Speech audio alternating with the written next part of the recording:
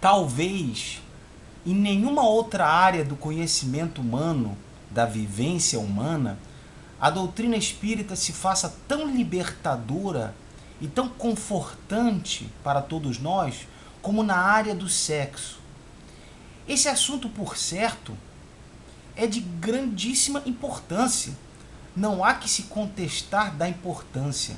Tanto que, no livro Vida e Sexo, um livro pequeno, psicografado por Francisco Cândido Xavier, o Chico Xavier, e ditado pelo espírito Emmanuel, na página 10, Emmanuel diz o seguinte: desarrazoado subtrair-lhe ao sexo as manifestações aos seres humanos, a pretexto de elevação compulsória, de vez que as sugestões da erótica se entranham na estrutura da alma, ao mesmo tempo que seria absurdo deslocá-lo de sua posição venerável a fim de arremessá-lo ao campo da aventura menos digna, com a desculpa de se lhe garantir a libertação.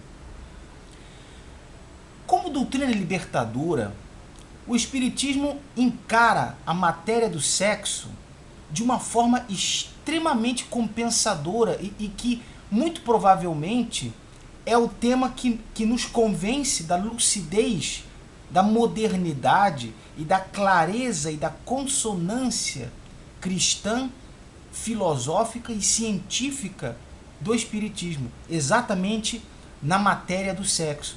A princípio, o Espiritismo nada condena, a princípio, em termos de sexo. Ele apenas orienta e aconselha determinado tipo de procedimento de vida, mas ele não condena. Eis que a sua função é de orientação libertadora, não é uma função controladora, não é uma função de inspirar medo, de instigar traumas, de condicionar os seres humanos e de colocá-los numa caixa, ou fazer uma lavagem cerebral em seus pensamentos ou seus sentimentos. Não é esta a função da doutrina espírita. Ela nada condena nesse sentido. Do mesmo modo que, certa vez, questionado Divaldo Franco sobre a questão do cigarro, chegaram para ele e disseram: Divaldo, a doutrina espírita condena o cigarro? Ele disse: não, ela não condena nada. Não condena o cigarro também. Ela apenas aconselha a pessoa a não fumar. Recomenda não fumar, porque o fumo, o vício, não se localiza no corpo, e sim no psiquismo, no espírito. Ou seja, após a desencarnação, ele continua com o vício do cigarro, mas ele, como não tem mais corpo, a tendência dele se aproximar e se imantar a um outro fumante, obsidiando-o, é uma tendência bastante forte. Então, por isso a doutrina recomenda não fumar, mas ela não considera que porque é fumante não vale nada, está carregado de vícios, maculado, sujo, nada disso. É uma doutrina libertadora de consciência, é uma doutrina que nos orienta a nossa autorreforma íntima, a nossa melhora, para que nós possamos conquistar os nossos louros de elevação espiritual com o nosso próprio esforço. Portanto, ela orienta, principalmente desvencilhada no assunto do sexo, desvencilhada de falsos moralismos, de repressões seculares, de tabus teológicos, de todo tipo de situação nesse sentido, que só tem a função de fazer com que os instintos naturais da energia sexual praticamente explodam do ser humano, que fica condicionando, fica controlando, fica reprimindo seus instintos. Uma coisa interessantíssima: quando se aprende a pensar pela ótica do espiritismo, quando se aprende a raciocinar pela doutrina espírita, muitas coisas que porventura não lemos, deduzimos pela mais óbvia lógica metodológica do espiritual. Deduzimos. Por exemplo, se analisarmos a natureza biológica e anatômica do ser humano, vamos perceber coisas muito óbvias. Todos nós estamos cansados de saber, mas justamente esses elementos a doutrina espírita pega para raciocínio. É o caso da questão da procriação acontecer através do sexo. Ou seja, é a maneira como a criação divina, a maneira como Deus tem para nos dizer, veja, o sexo não é sujo, não é ruim, não é feio. Pelo contrário, ele é o meio pelo qual vos reproduzis. A partir daí temos um raciocínio. E aí indagamos imediatamente, e o prazer que advém do sexo e com ele está relacionado? A anatomia nos responde isso. Tanto o clitóris feminino como a glande do pênis do homem tem a única função de ocasionar prazer, tanto para um como para outro. Se tem a única função e não tem outra função anatômica, fisiológica, biológica, química, etc., se não tem outra função além dessa, entendemos que o sexo e o prazer têm relação com a criação divina. As ideias teológicas, as ideias preconceituosas que fazem o homem considerar as coisas com um grau de culpa, absolutamente não encontram respaldo e lógica na doutrina espírita. Ela, através deste raciocínio simples, nos mostra que é louvável o sexo e é louvável o prazer, perfeitamente louvável, perfeitamente necessário. É a energia criativa do ser humano. Está dentro da natureza do ser humano.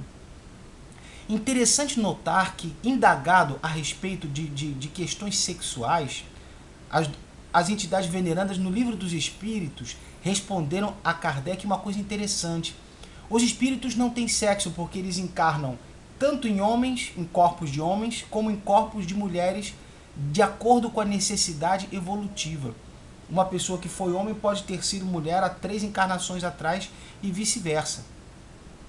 Ou seja, a questão da diferença sexual é característica do corpo. Porém, não menos importante, eis que o sexo acaba ocupando uma função importantíssima na expressão do ser humano, em sua realização. E a doutrina espírita nos mostra que não somente a função procriativa tem o sexo, eis que todas as religiões do mundo irão dizer que essa função é a função para a qual ele foi feito, como se isso fosse uma definição que encerra o assunto. Na verdade, uma das grandes funções que a doutrina espírita nos demonstra e nos explica que possui o sexo é exatamente na troca de fluidos, na troca de hormônios, na completude entre os seres, na forma de autorrealização, porque não é à toa que a biologia do ser humano, a anatomia do ser humano, faz com que o sexo ocasione a segregação de determinadas substâncias, como dopamina, endorfina, ative a produção de determinados hormônios que trazem bem-estar, que trazem sensação de paz, de relaxamento, o que mostra que a função sexual na vida do ser humano, pela ótica do espiritismo, visa a criar nele completude com o seu parceiro ou a sua parceira, visa criar aquele encontro, aquela troca de energias, troca de bem-querer, troca de intimidade, aquela verdadeira realização criativa, aquela forma de que dois espíritos se encontrem de uma maneira que só eles podem, eles dois naquele momento, mas ninguém ocupa essa posição deles. É uma forma que a espiritualidade propicia, que a criação divina propicia para o encontro, para que haja essa completude. Então, é louvável o sexo, é louvável o prazer, e a doutrina espírita nos mostra isso de maneira muito clara. Inclusive, a doutrina espírita expressamente não condena determinada prática sexual, como, por exemplo, a questão do sexo oral, ou a questão do sexo anal, ou a questão de outras modalidades de sexo, desde que, e aí vem um ponto importantíssimo, desde que aquilo sirva à felicidade das pessoas, que sirva à sua completude, que sirva à sua troca de experiências, sua troca de energias. A grande questão é por exclusão. O que a doutrina espírita realmente condena, particularmente condena, ou melhor dizendo, desaconselha, conforme expliquei a respeito do cigarro? O que ela desaconselha? A partir da noção do que ela desaconselha, poderemos compreender que todo o restante é da liberdade individual do ser humano e pode ser perfeitamente louvável.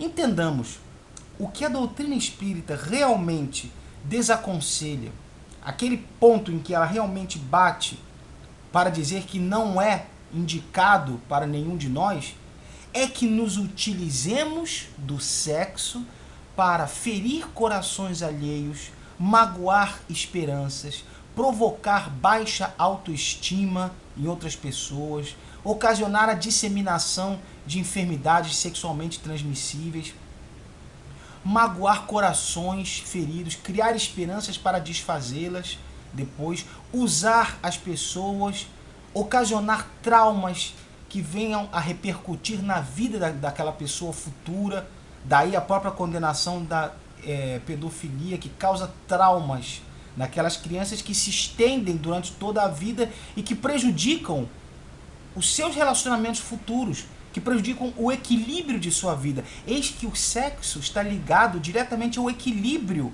do ser humano encarnado.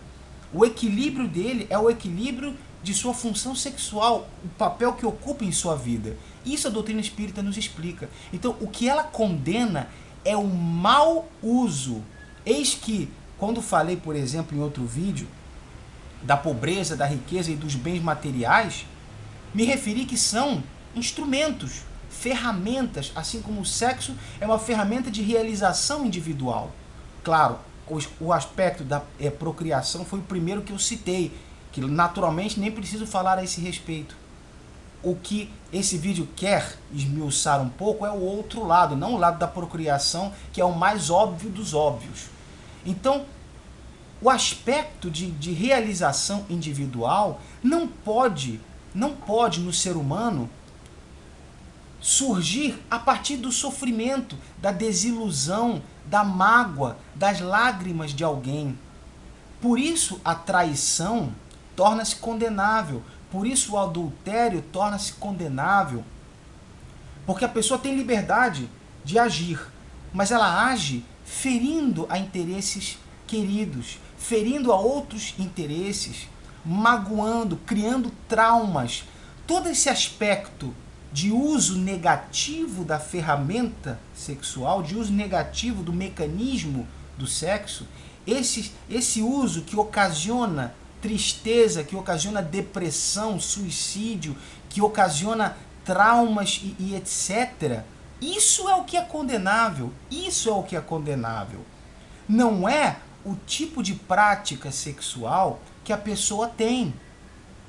Posso relatar até mesmo uma experiência minha própria, onde num relacionamento com uma pessoa espírita, a moça tinha determinadas restrições pessoais em relação a certas práticas.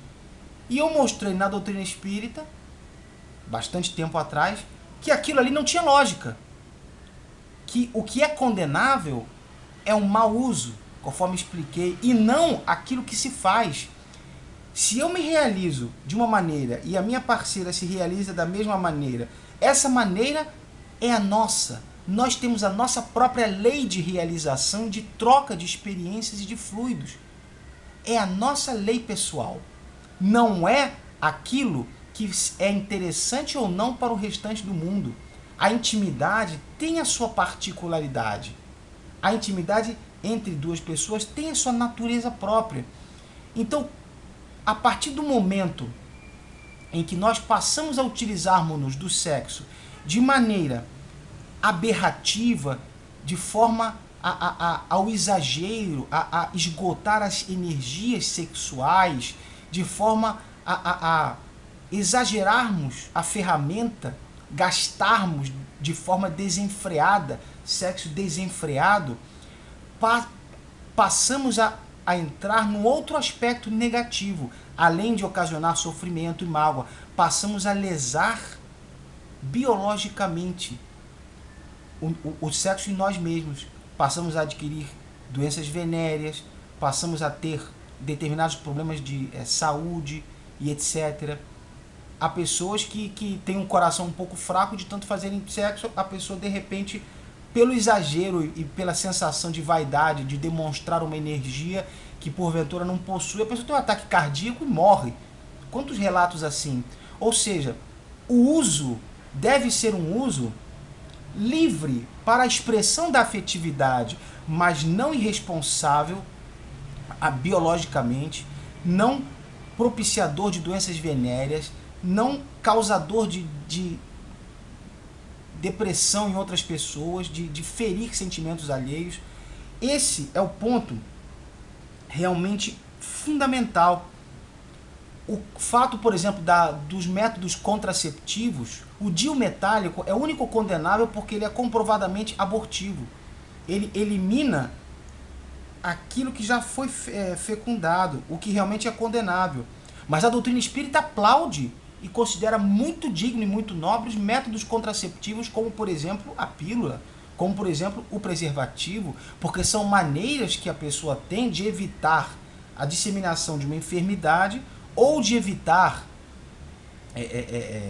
a própria concepção de filhos, para que ela possa exercer a sua realização individual. O sexo faz parte do potencial criativo do ser humano, não é para ser condenado. Da mesma forma que em outros vídeos falarei, por exemplo, sobre o aspecto do homossexualismo, não se deve condenar o que a pessoa faz. O que se deve condenar, que não se deve, particularmente nós não devemos condenar, mas o que não é aconselhável é o uso no sentido de ferir os sentimentos, no sentido de magoar pessoas, que evidentemente que uma prática ou outra sexual, ou uma opção ou outra sexual, nada tem a ver com esse assunto. Não é porque uma pessoa opta por uma modalidade ou tem uma determinada opção sexual que ela será condenável. A doutrina espírita explica que não. Os espíritos reencarnam em sexos diferentes, em raças diferentes, em estilos diferentes, e nos mostram com isso, em primeiro lugar, que se hoje temos uma cor, anteriormente podemos ter tido outra. Se hoje fazemos parte de uma sociedade, podemos ter feito parte de outra anteriormente e faremos parte de outra futuramente. A questão do sexo, se hoje somos homens ou somos mulheres, já alternamos essa posição sexual ao longo das nossas encarnações e futuramente prosseguiremos também. A doutrina espírita, ao nos mostrar isso, não somente alarga a conceituação do que é certo no sexo, cria uma posição liberal, porém com responsabilidade para com o semelhante, para com os sentimentos do semelhante, porque o sexo não é apenas uma manifestação biológica, mas é uma manifestação sentimental, é uma manifestação de emotividade, de completude, de equilíbrio psíquico. Automaticamente deve ser bem administrado pela pessoa. Por isso, quando se trata de sexo, o espiritismo ele alarga a conceituação de família. A família, que hoje é a nossa família biológica, na verdade a família é a espiritual, porque nós já tivemos outros pais e outras mães em outras encarnações. A família que o espiritismo propõe é, além da biológica, aquela que afinidades guarda com a nossa individualidade, com o nosso espírito. Aquelas pessoas que são tão afins com a nossa concepção, que tem tanta identificação espiritual conosco, amigos, conhecidos, estas pessoas fazem parte também da nossa família. É uma forma de alargar os laços e de mostrar que o fato da família ser uma instituição que provém da criação divina, para que a afetividade se dissemine num círculo e daí para o restante, a família é mais ampla, porque já tivemos outras famílias anteriormente. O que nos mostra que amai-vos uns aos outros, a proposta de Jesus Cristo, é amai-vos a todos, porque não sabemos quem fomos no passado, não sabemos quem foram nossas mães ou nossos pais no passado. É fundamental que se tenha isso em mente, que é importantíssimo. A questão, por exemplo, do celibato. Fala-se muito em celibato, o que é condenável, o que não é.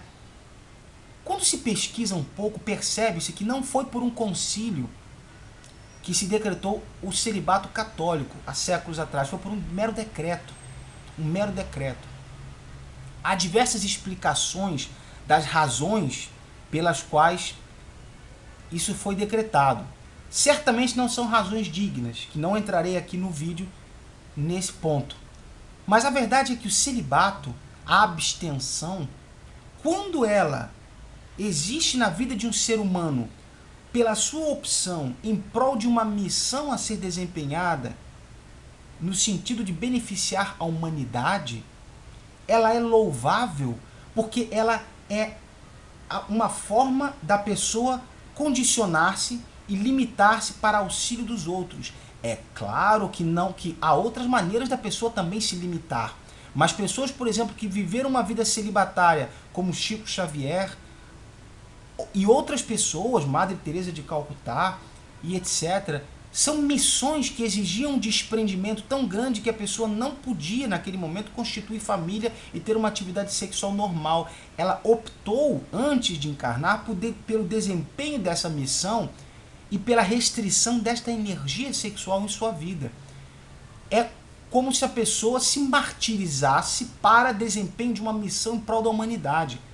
Isso é louvável, mas o celibato puro e simples é absolutamente ridículo. É apenas uma maneira da pessoa agredir a si mesma sem proveito para ninguém. O celibato egoístico, apenas como forma de aparência, é uma forma de restringir uma energia que a qualquer momento ela explodirá por um outro lado. Por isso tantos fenômenos teratológicos de pedofilia e tantas situações calamitosas que vemos de pessoas que muitas vezes, em determinados postos clericais ou até mesmo em outros setores da vida, condicionam sua energia sexual, restringem sua energia sexual de maneira falsa, porque elas continuam sentindo, elas apenas limitam e muitas vezes acabam gerando parafilias, muitas vezes acabam gerando traumas, acabam gerando procedimentos absolutamente condenáveis, que ferem os seus semelhantes, que magoam, situações absolutamente criminosas também. Então, a energia sexual, quando existe uma missão para que o espírito desempenhe, e não são tão frequentes assim como se pensa, para que agora o celibato passe a ser uma regra, de maneira alguma. A doutrina espírita nos mostra que todo esforço voluntário em prol do próximo, do ser humano, da humanidade, ele é meritório para o espírito. Não necessariamente precisa ser a restrição sexual, mas nas pessoas que optam por essa restrição e que desempenham uma missão são louváveis. Não são aquelas que o fazem por vaidade, apenas para cumprir uma cartilha, quando na verdade isso não corresponde ao que elas sentem. Para prosseguir, a questão do casamento, ainda se falando em sexo, o casamento possui uma aura divina em sua constituição, justamente porque é a criação de um núcleo. Naturalmente, há outras maneiras de se criar este núcleo familiar. E hoje em dia, então, a pluralidade das formas de família é notória. O próprio direito trata disso de forma bastante rica. Mas, ao falar em casamento, o objetivo que tenho é destacar a questão do divórcio. A questão do divórcio, desde a época da publicação do Livro dos Espíritos, em 1857, as entidades que respondiam às perguntas de Kardec e de sua equipe já respondiam dizendo que o divórcio não era uma lei divina, era uma lei humana,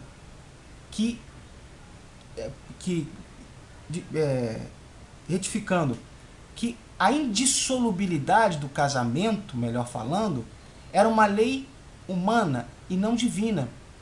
Porque se a pessoa cometeu um engano, e a doutrina espírita fala isso muito claramente, se a pessoa cometeu um engano, ou se ela não deve prosseguir naquele relacionamento que não completa, onde não há presença do amor, se ela cometeu um engano, justo é que ela dissolva esse engano para que as pessoas possam seguir os seus rumos e possam encontrar a felicidade. Não quer dizer com isso que a doutrina espírita incentive e estimule o divórcio. Não, ela apenas expressa, muito bem expressado, que quando a pessoa comete um erro, Deus não, que o homem não separe o que Deus uniu. Quando a pessoa comete o erro, Deus não uniu. Na verdade, não. A pessoa que cometeu um erro de apreciação, às vezes foi guiada por interesses, às vezes foi guiada por uma mera atração física. Então, a dissolubilidade, ela é possível para corrigir-se um erro que a pessoa teve. Essa forma mais aberta que a doutrina espírita tem de encarar o fenômeno sexual é fascinante porque nos dá o senso de responsabilidade, ao mesmo tempo concedendo-nos a liberdade plena para poder ampliar a realização humana, para ampliar o encontro entre duas pessoas, a troca de fluidos, a troca de carinho, de amor, de reconhecimento. E aí vem a questão do amor. O estímulo do amor é fato destacado o tempo inteiro pela doutrina espírita para nos demonstrar que precisamos conjugar esses elementos todos para que a nossa encarnação seja proveitosa e a evolução do nosso espírito se faça de forma cada vez mais notória e que o sexo possa ser uma ferramenta para nós de realização, de encontro, se for o caso de haver a procriação em nossas vidas, que seja um mecanismo de multiplicação da vida, mas que sobretudo seja usado em prol da felicidade, em prol do amor, em prol da completude, do encontro, da realização entre os seres. E não dos traumas, das repressões. A doutrina espírita combate as repressões. Ela é contra terminantemente que a pessoa se limite, que se automutile psicologicamente, que controle os seus instintos como se eles fossem negativos. Os nossos instintos sexuais, a energia sexual, são energias que devem ser administradas para o bem, devem ser administradas no bom sentido, porque a evolução do espírito passa também por esse encontro, por essa junção de sentimentos, de experiências. Isso é fundamental. Falando-se por fim na questão da prostituição, um tema também muito bem abordado por Emmanuel no livro Vida e Sexo, um livro bastante reduzido em número de páginas, mas muito significativo. Temos que entender que as pessoas que lidam com a questão da prostituição, evidentemente, estão imiscuídas em energias mais densas.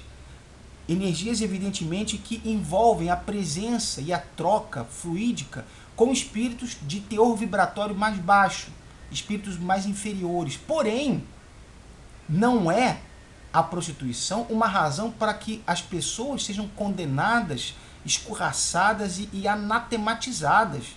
Não é. É uma questão social que acompanha a humanidade e que é mais um motivo para que nós, quando possamos e seja possível, atendamos a essas pessoas que, na verdade, sofrem mais do que se pode imaginar. Sofrem porque muitas vezes aviltam, sabe, e massacram os próprios sentimentos para poder se submeter a determinadas situações por necessidade ou porque a vida, de uma forma ou de outra, terminou colocando-as numa situação. É óbvio que o livre-arbítrio sempre existe, a pessoa sempre pode recusar, mas não sejamos hipócritas em nos colocar pseudo no lugar do outro somente no intuito de criticá-lo. Não deve a prostituição ser combatida e ser criticada como um câncer social, deve apenas ser considerada como uma situação onde os espíritos encontram-se momentaneamente enfermos, carentes de uma posição de auxílio. Muito melhor do que criticar a prostituição que se vê, é procurar auxiliar alguma instituição que possa dar subsídios para que essas pessoas, pouco a pouco, adquiram cidadania para a realização de alguma tarefa ou de algum trabalho que possa lhe dar mais dignidade. Temos que interromper cada vez mais o instinto do ser humano de criticar de forma contumaz e massacrar todos os outros que não estão exatamente na mesma posição que ele. Temos que interromper esse instinto e entender que cada pessoa tem o seu degrau evolutivo, E aquela pessoa que hoje se prostitui, nós não sabemos se o fizemos há 200 anos atrás, há 100 anos atrás ou há 500. E essa incerteza vem da providência divina exatamente para nos desestimular a crítica contra o nosso semelhante. Exatamente para evitar que sejamos rápidos e ágeis na arte de criticar e de condenar as condutas dos nossos semelhantes. Eis que não sabemos o que já fizemos. Sabemos sim que hoje estamos de um jeito, espiritualmente falando, moralmente falando, culturalmente falando. Mas a certeza que nós podemos ter é que hoje estamos no nosso melhor.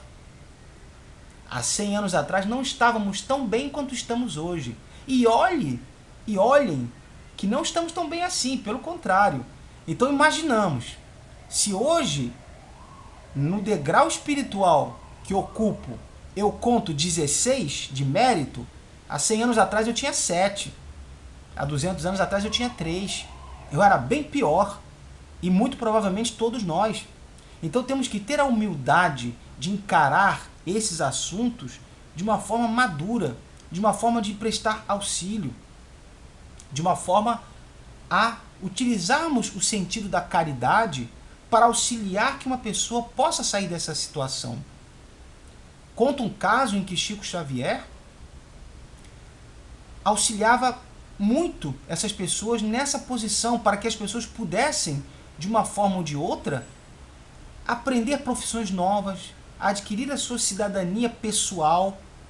Não que não sejam cidadãos ou cidadãs, mas eu falo da cidadania pessoal. É a pessoa olhar para o espelho, ver a si mesma e estar feliz.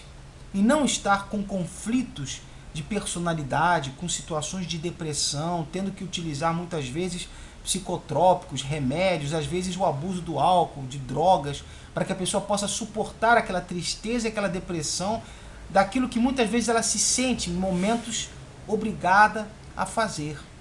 Portanto, retornando ao tema do sexo, o resumo final é que a doutrina espírita nada condena, apenas aconselha que a pessoa faça um uso responsável e disseminador de amor, de paz, de bem, de harmonia, de concórdia, de entrosamento, e que o sexo seja um veículo de intimidade, de encontro, de alegria, onde aquilo possa disseminar o bem, porque aquilo que nós vamos disseminar vai ficar conosco.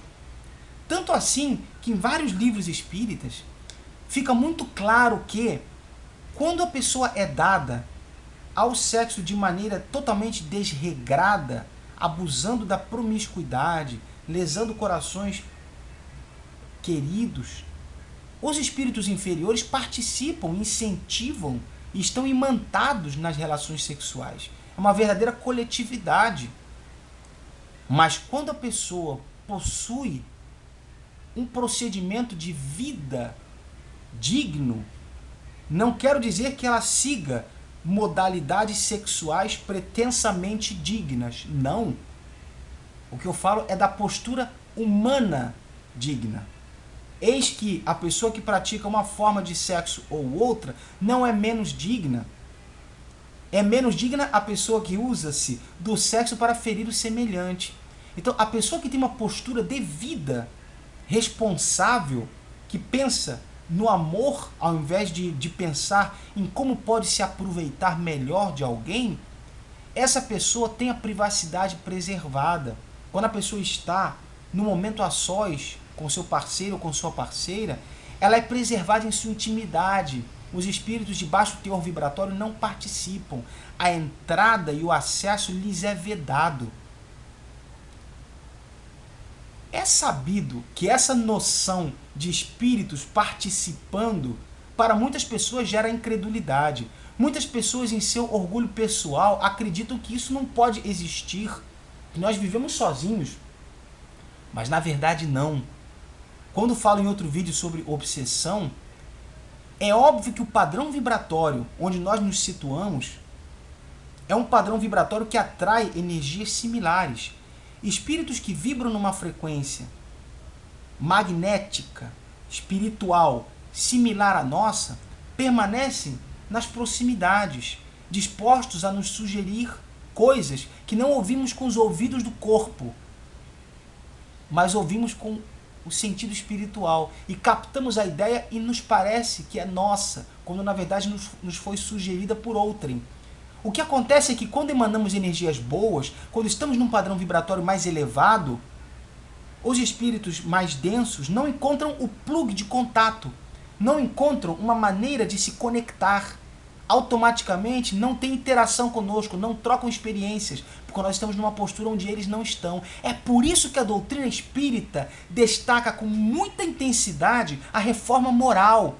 Menos egoísmo, menos vaidade exacerbada, menos cupidez doentia, menos interesse financeiro desmedido, menos ciúme, menos maledicência, menos vingança.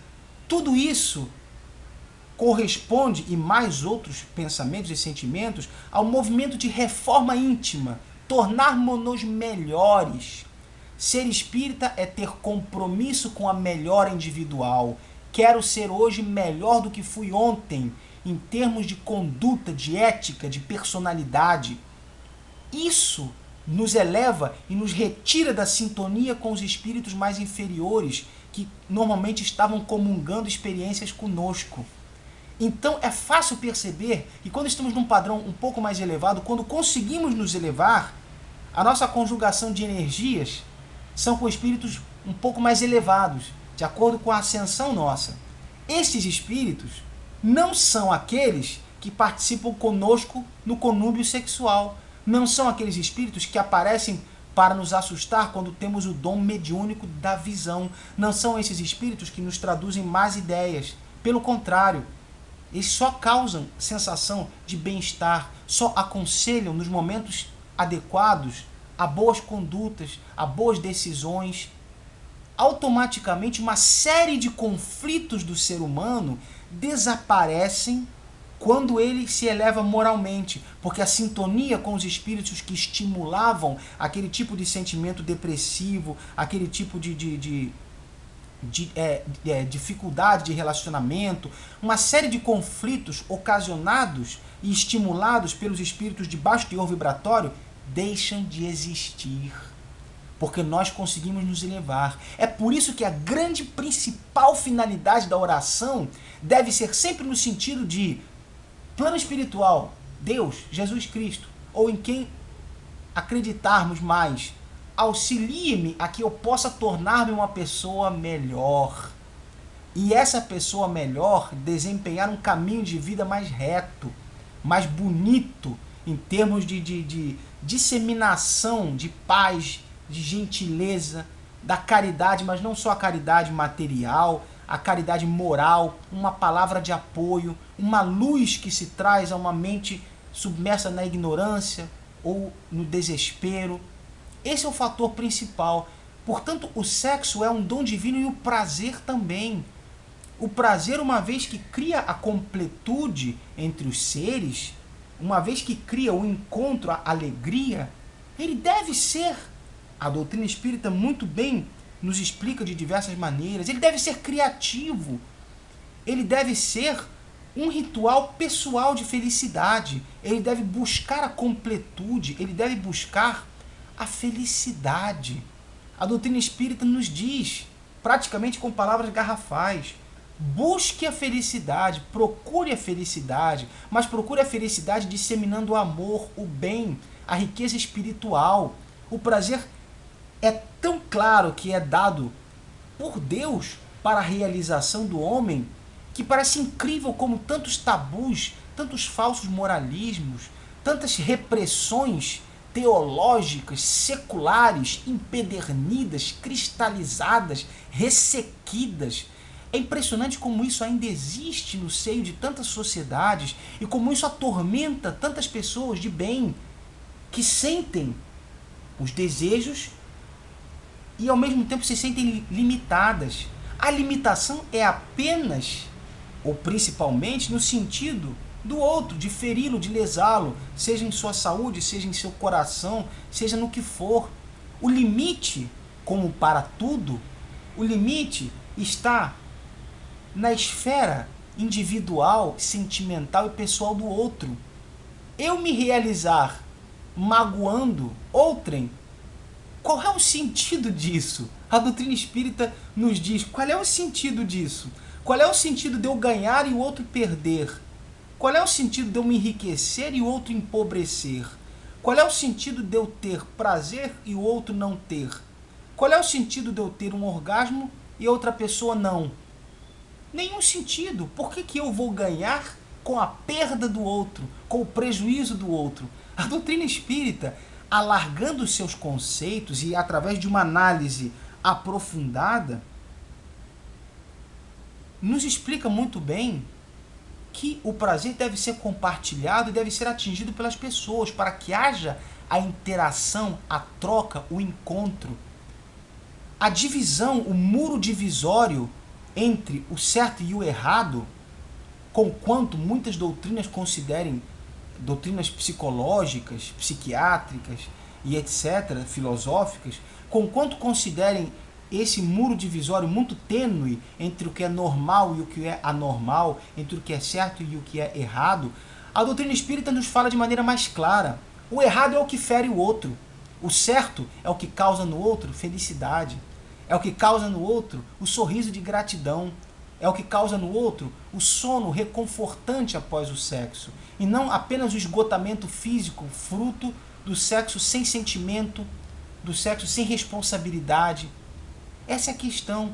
A doutrina espírita também, continuando esse raciocínio, nos mostra que temos que sentir a pessoa que está conosco, temos que procurar a sua felicidade, a sua realização e, portanto, o seu prazer, o seu orgasmo, a sua alegria, assim como a outra também deve buscar a nossa resposta favorável, para que eu me preocupe com a felicidade dela e ela se preocupe com a minha felicidade. E nessa troca haja a interação, para que a interação na matéria e no espírito, após a desencarnação, permaneça com a interação espiritual. Quando não mais tivermos corpos, a interação espiritual que construímos com todo esse encontro na Terra permanecerá. Portanto, praticamente é possível desafiarmos a qualquer um que nos encontre em uma posição mais equilibrada e mais coerente e mais libertadora do que a proposta que a doutrina espírita nos traz, porque é baseada na coerência, no bom senso, na lógica, no equilíbrio. Quando se diz algo ilógico em alguma doutrina ou em alguma filosofia, desconfiemos. Quando alguém que professa determinado tipo de crença ou credo ou ideia filosófica ou psicológica, quando alguém condena uma determinada prática sexual e a pessoa sente aquela vontade e desenvolve aquele conflito, porque ao mesmo tempo que ela sente a vontade, ela bloqueia porque ela considera pecado. Pecado é somente o mal que se faz a outrem. Pecado é aquele outro lado do muro a que referi-me em todo este vídeo. Só pode haver pecado quando o nosso prazer é causa da queda do nosso próximo. É causa da ruína moral, espiritual, financeira, física, de saúde, de sentimentos do próximo. Esse é o pecado. E pecado é não realizar-se também. Não realizar-se dentro de um conceito ético. Tenhamos a habilidade, todos nós, de conjugarmos a ética humana com a realização de nossa felicidade. A ética, a boa conduta humana, que é o que Cristo pregava. Cristo não pregava uma religião. Cristo não tinha religião. Ele tinha a religião do amor. Ele pregava: amai-vos, perdoai vossos inimigos, fazei com o próximo aquilo que desejaríeis que o próximo vos fizesse. É a conduta de amor, é a conduta de agir em prol do bem. E isso inclui a energia sexual. Tanto foi assim que Deus claramente já nos colocou biologicamente e anatomicamente o sexo e o prazer numa posição de destaque, como se quisesse nos dizer: veja, isto não pode ser mal. Chico Xavier, no programa Pinga Fogo, de 1971-72, questionado a respeito dessa questão, naturalmente deu uma resposta curta melhor do que todo o meu vídeo, onde ele fala, em outras palavras, nas palavras dele, que Deus não teria nos concedido todos os potenciais criativos, gustativos, visuais, auditivos, sinestésicos, genésicos, sensoriais, todo o nosso talento espiritual humano para que nós não utilizássemos em prol da nossa felicidade, mas a felicidade irresponsável, sem lesar o outro. A lesão ao outro é um fato tão claro, não há como contestar-se um fato tão absolutamente claro. Então possamos nós fazer do sexo a disseminação do amor, do bem, da alegria, e não da desolação, da tristeza. Esse é o ponto principal que o sexo nos mostra e para o qual nós temos que voltar a nossa atenção. Isso é o fundamental. Isso cria na pessoa que entende a doutrina espírita em maior abrangência, isso cria uma sensação de alívio, porque nós percebemos que o que interessa a Deus não é o que está na cartilha do repressor, na cartilha do preconceituoso. O que interessa a Deus é amai-vos uns aos outros. E quem ama não causa desilusão e sofrimento. Quem ama causa o bem, gera o bem. Esse é o principal ponto que é aplicável a toda forma de sexo que seja veículo de realização e de completude. Esse é o ponto principal que a doutrina espírita nos mostra. Do adultério já falei, e de todas essas questões que são fundamentais. E possamos nos debruçar sobre o material, sobretudo o material de André Luiz, que é riquíssimo. Todos deveriam ler o livro Sexo e Destino, que não trata de modalidades sexuais, trata de uma novela onde vidas humanas interagem, envolvidas com questões de atração sexual, com questões de adultério, de traição, de desejo entre uma pessoa e outra. E André Luiz nos traz o presente divino de analisar toda essa novela de vidas como uma verdadeira novela, com todo o enredo de uma verdadeira e fantástica novela de vidas humanas, mas analisada pela ótica fluídica espiritual, analisada pela visão do lado dos desencarnados, onde se percebem as emanações mentais, os frutos das obsessões, as formas como as pessoas emitem energias, as formas como elas se relacionam e o produto espiritual dessas relações. É um livro extremamente proveitoso, extremamente fantástico, Sexo e Destino. Não me recordo a numeração dentre os 16 ou 17 livros que André Luiz ditou ao médium Chico Xavier, mas é um deles e é fantástico. Todos nós deveríamos lê-lo, assim como este livro aqui, Vida e Sexo, pelo Espírito Emmanuel, ditado a Chico Xavier. Desejo a todos muita realização, muita paz, muita felicidade e muito conforto espiritual. Fiquem na paz de Deus. Um abraço a todos.